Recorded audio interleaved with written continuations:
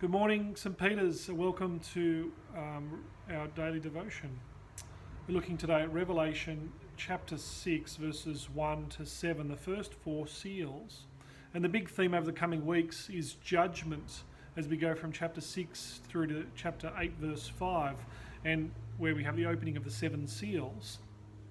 Revelation has this funny thing where it's not where time is not and history is not worked out linearly, where it's unfolded linearly, but we go through the story of history through the seven seals, and then we repeat the story again. And later on we'll see seven trumpets, and then we'll see seven bowls. And we see a few signs in between there, and even seven plagues.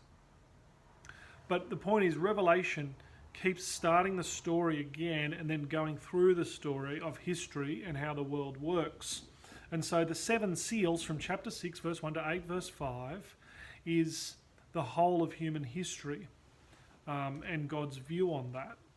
But in chapter 6, verse 1, we're taken straight back to the throne room, the centre of the universe. Then I saw the Lamb open the first seven seal. And then we see these four horsemen that have come out from these four seals that are broken. The seals are opened up.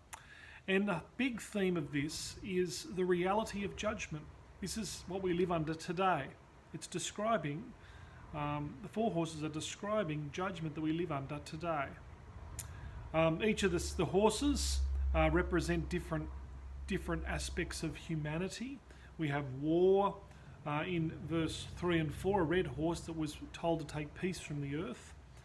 In verses 5 to 6, we have a black horse that takes food. We have famine. And then lastly, we have a pale green horse whose rider was death and Hades. The point is, war, famine, plague, and ultimately death is the reality of judgment that we all live under. You may not have experienced war, you may not have experienced famine lately, but we all live under the reality of death, and that's the ultimate and final judgment.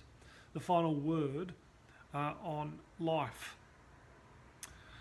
And so this is the shadow that we live under, and these are the four horsemen of the apocalypse. In chapter 6, verse 2, we have a white horse.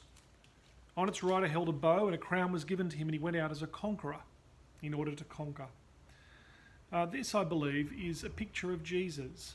Later on, we'll find out about this king in chapter 19 of Revelation.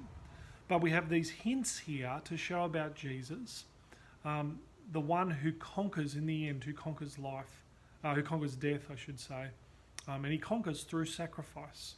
Throughout Revelation, there's this ironic notion of conquering. There's wars in Revelation and all sorts of things. And the one who is the slain lamb, remember the Lion of Judah from last time, who's now the slain lamb, he conquers, ironically, not through violence and through war, but he conquers by allowing death to defeat him or appear to defeat him, and through sacrifice. And so the ironic notion is, this is the white horse who goes out as a conqueror, and he will conquer in the end through sacrifice.